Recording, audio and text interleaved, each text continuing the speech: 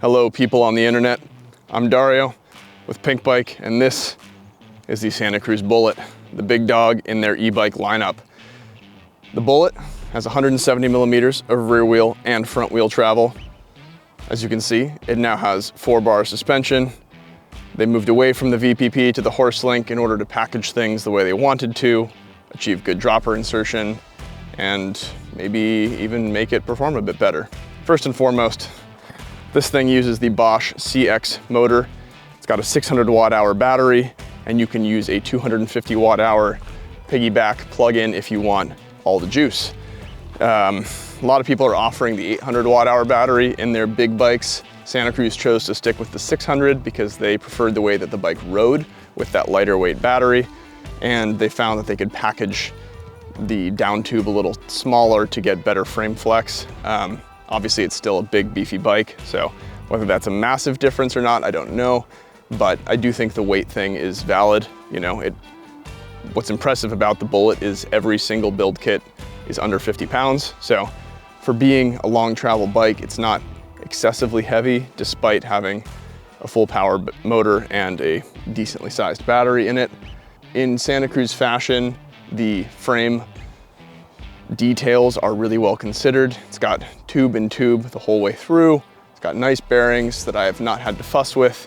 And one cool thing on the Bullit, as with the Vala, is a suspension flip chip for high or low leverage on the shock, and a geometry flip chip to change the angles, the bottom bracket height, and to a lesser degree, the chainstay length and reach.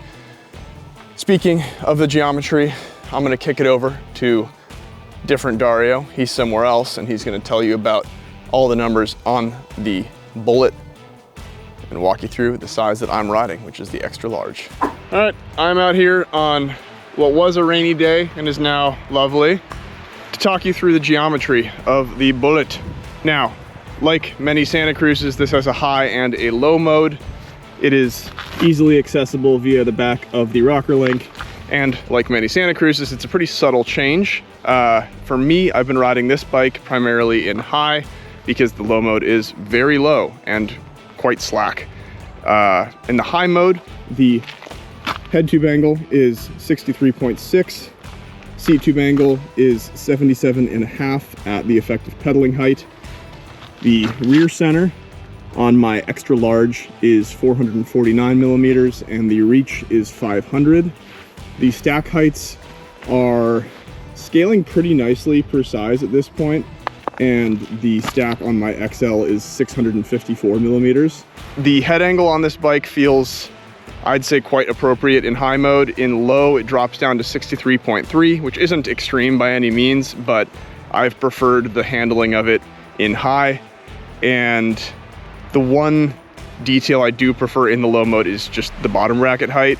This bike is plenty low, and I would say dynamically feels different depending on which shock progression mode you're in. So there's a little flip chip here to change between the more or less progressive setting for the kinematic, and currently I'm running it in the more progressive mode just to try things out. I would say that dynamically the bike rides a little lower in the progressive mode.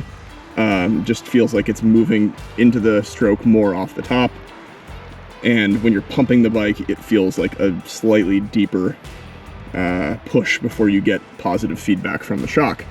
As a result, I am running a bit more low speed to try to balance that, but that's a little in the weeds for now.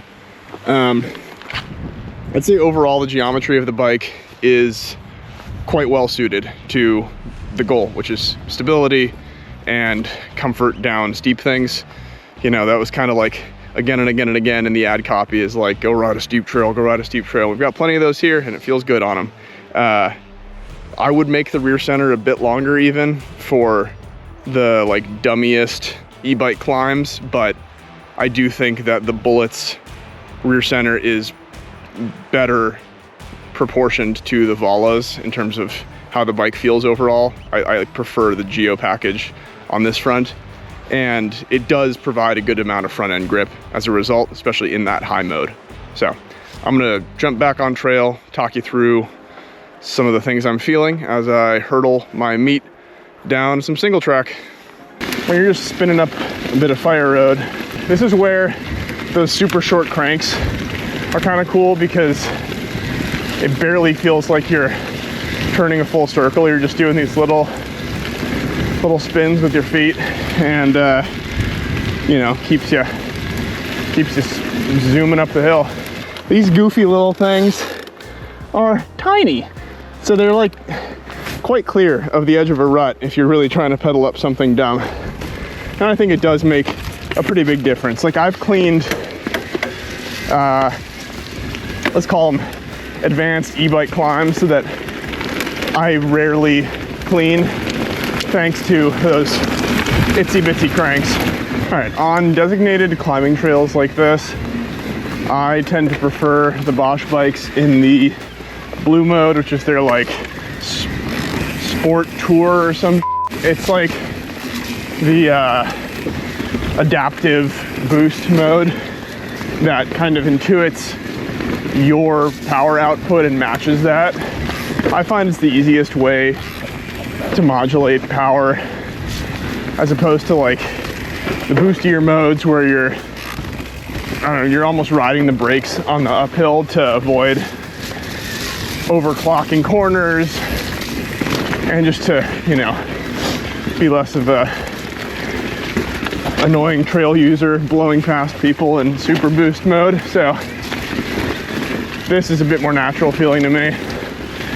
And in terms of how the Bullit itself climbs stuff like this is like, you know, a normal but fairly twisty, turny bit of single track. And I'd say you're like aware of the length of the bike, but it's definitely not an issue. Like, just occasionally setting up before a corner to make sure that you're not, you know, kind of like high centering it in the tight apex of a corner, but it's pretty easy to intuit and just cruise through normally.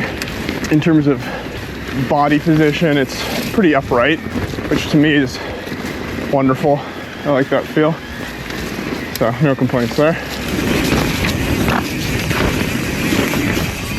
It's almost a bigger difference in high speed stuff like that, where being tucked in behind your hands gives this like incredibly confident feeling versus riding over the front a bit more.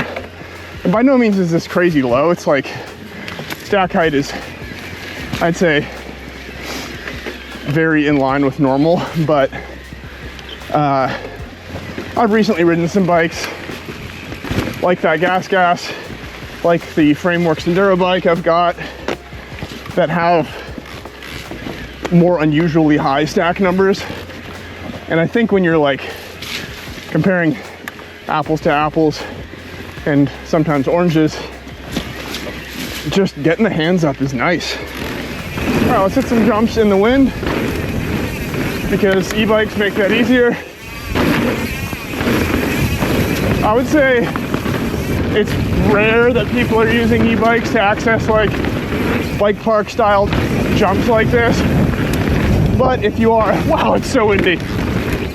Bullit's great. You know, if you're sessioning like the local jump spot and you want to just get like an infinite number of laps, I wouldn't say this feels super weird. I have ridden some big e-bikes that make the jump experience like kinda, I don't know, just funkier. And this is like, it's close to natural. You know, it's not a perfect analogy for a regular bike, but pretty good.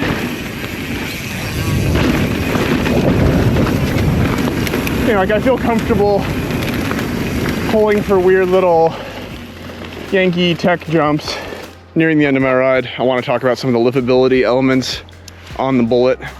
And first and foremost, I will talk about the hardware, because that's something that Santa Cruz loves to tout, and I think rightfully so. Like, I've had the smaller version of this bike, the Vala, for a few months now, and I've had pretty much no issues with hardware loosening up or stripping out or anything weird. It's just easy to work on. You can access everything with a multi-tool on trail, and I think that's a huge bonus. E-bikes go through a lot of abuse, and being able to nip up any loose bolts quickly and easily is a nice thing. One issue I had with the Vala was the carriage bolts that hold the motor in got a bit loose, and on the pre-production version, the little sleeves on the outside here required a lip to retain them and didn't have them. So the production version should have that. Shouldn't be an issue, but something to keep an eye on. Just make sure that all the bolts are tight. Other livability things, I'd say motor, battery range are gonna be, you know, top of mind for people buying an e-bike. And for me, I'd say the range on this is adequate. Most rides I'm doing, if I'm riding like mixed terrain, not just like the steepest climb to the steepest descents, I can get about 20 miles and 4,500 feet of climbing. On the blue like tour mode and a lot of purple power, whatever the hell that's called, I like this mode, just fast. I don't use the race mode a ton, but this is like the key towards longevity. I just like to zip around if I'm going out for an e-bike ride. In terms of the build kit I've got here, this is the GX build kit. GX transmission, some reserve aluminum wheels, Maven bronze brakes, aluminum one-up cockpit. This is the bike I would buy, I think. In terms of price to value ratio, it's pretty sweet. The aluminum wheels have held up well so far, but we'll see how that continues as we move into the drier, harder summer months. TBD. The only major difference between a build kit like this and the highest end is going to be the shock spec. Most of the builds, 3 of the 4, have the Float X, where the highest end build kit has the the Float X2. So more tunability on that front, and maybe a closer match to the tunability of the Fox 38 that's on the front of all the bikes, but we'll see. The lowest end bike does have a Zeb, so little differences there. Long story short, head to the article for all that information.